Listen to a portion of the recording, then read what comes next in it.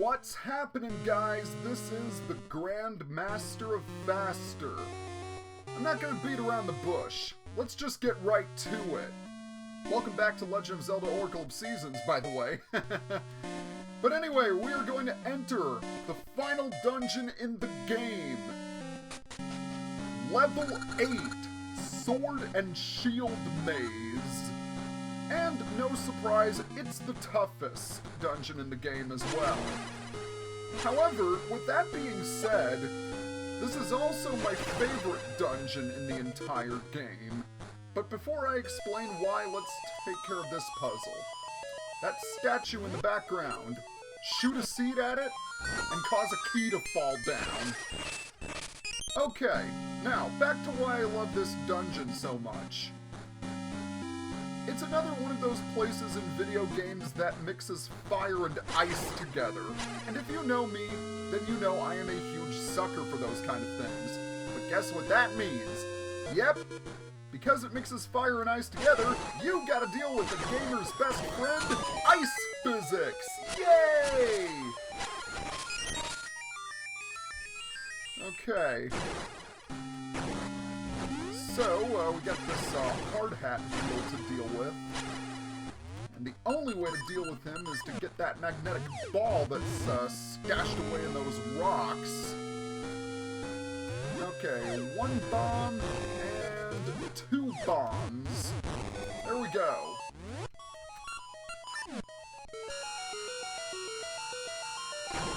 Haha! And that will cause another key to fall down, which is very, very nice. Alright, so, yeah, don't you just love the boomerang? Because those sparks are annoying. Anyway, so now that we are in this room, let's deal with these guys first. And if we try and go to the right, we can see that there's a giant pit we have no hope of crossing. So we'll have to find a way to enter that room from a different angle. Okay, so let us unlock this block and head down into the other floor of the dungeon. Another thing that can make this place very annoying is the fact that there are a lot of pits here. Not just in this room, but in the dungeon in general.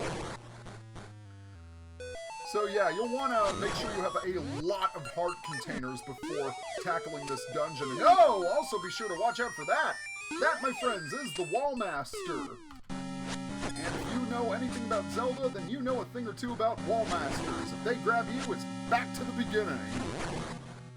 Okay, so right here we have a very awkward platforming segment that I kind of think was inspired by Super Mario Bros. 3 if you look how those fireballs are rotating, and if you look at how much I'm failing. There we go. Okay. Now for another segment.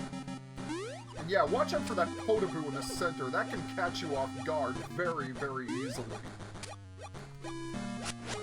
Okay. So up we go with even more spiked logs. Alright. Okay, so if we head down here, we encounter more new enemies. Fire keys. Yeah, you should know them from Oracle of Ages. They fly high and swoop down on you. And hit them when they're low. Okay. So, in this room, we have 2 options. Okay. We want to head up these stairs if memory serves. Yes, we do. Unfortunately, this is a very annoying room because of those 2 spiked beetles. But anyway, we've got the compass, which is very nice. So let's head back down. Something I always thought that was interesting was... Well, actually, no, I'll mention that later. In the meantime, let's head through this door and encounter yet another turnstile. Now, there's a certain order you want to tackle this thing in. Now, when you go up, you'll want to head back to the left and make a loop. The reason being is that you want to head down. And that will... because when you come to the turnstile again, you'll want it oriented in the red direction. Okay, so we have some enemies here and a very annoying puzzle.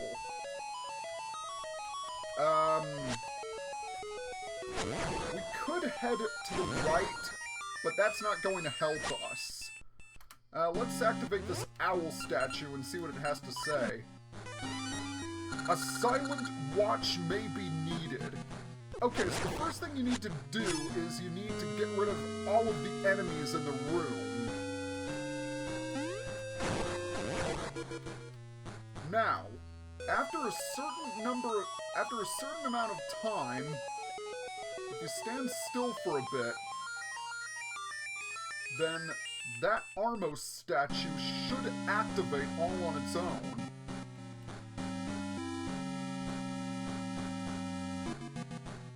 Except it is not activating for some reason. I just wonder if I destroyed all of the enemies in here. Okay.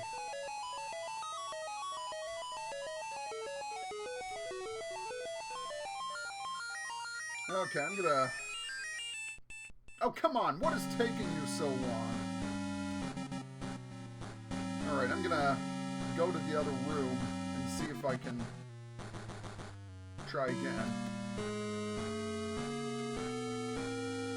There we go! Okay. So yeah, you have to wait a while, but it will activate. And it's a good thing it activated, because now we can go up these stairs. And if we walk to the other side, we can open the chest and get the dungeon map. But that's not all we can do.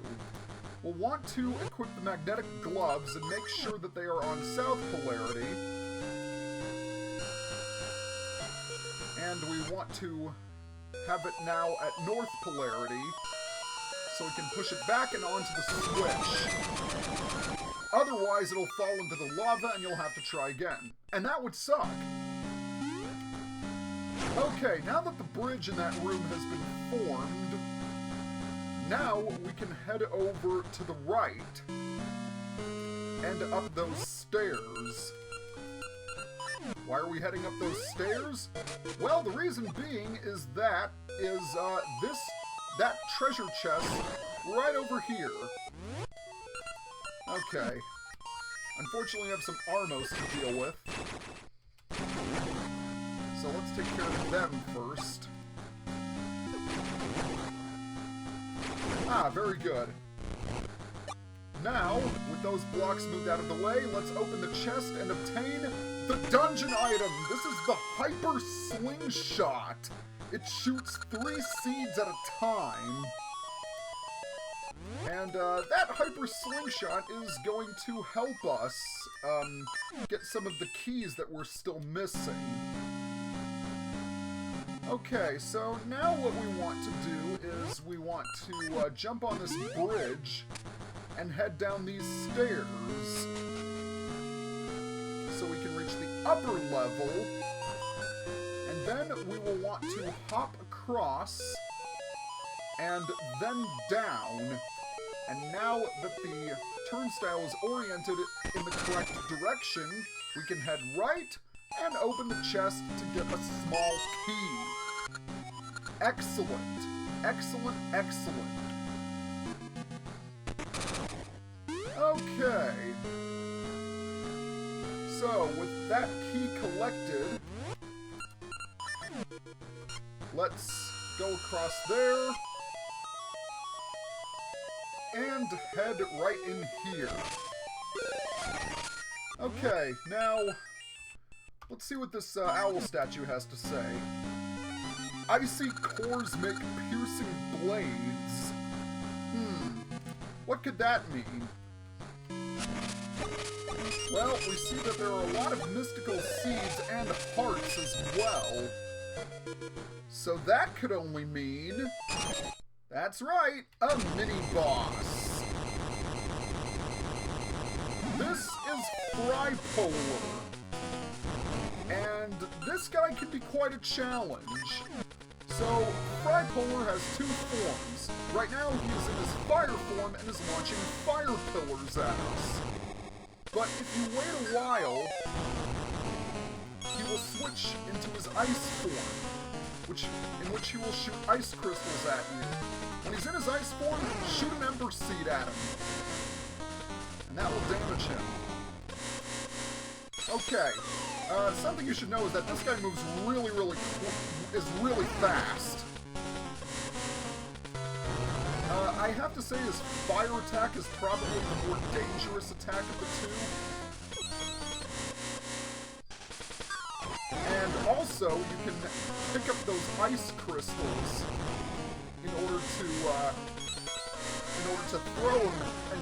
throw at him, so he will not be in his fire form anymore. Sorry if my commentary is not good, I'm just trying to concentrate here. And as you've noticed, you can also change his form with Mystery Seeds. Alright, whoa! He does take a lot of hits though, I think around 15 or so. There we go. Oh, jeez. Oh, holy crap, I'm down to 3.5 hearts. How did that happen? Okay, well, I think he should be done momentarily. He's definitely the hardest mini-boss in the game, without question. Because his attacks can be very difficult to avoid. Okay. Alright, buddy. Wow, you're still alive? Dang it! Oh! Oh good, I had a magic potion. I was nervous for a sec there.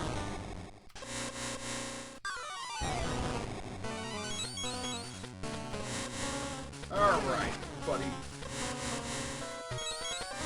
Okay, there we go, finally! Woo! Wow, that was something else, wasn't it? Okay, so now that Frypolar has been defeated, we are going to head back to the entrance of the dungeon because there's one key that we need to get that we could not get earlier. And it's right up here. Alright, so we want to jump across, then, well... Oh, actually, we need to do this from the upper ledge. So I gotta head all the way back down and back up again. Alright, now... let's equip the Hyper Slingshot, activate all 3 statues, and a chest is revealed. Okay. Now, we're getting close to the end. Oh! Okay, apparently it was a ring, not a key, as I previously thought. Oh well, I can't complain about rings. Alright, let's just, head back to the mini-boss room. And I think now we're going to, stop the video. So next time on Let's Play The Legend of Zelda Oracle of Seasons, we are going to continue exploring the Sword and Shield maze in search of the final essence of nature. See you guys next time!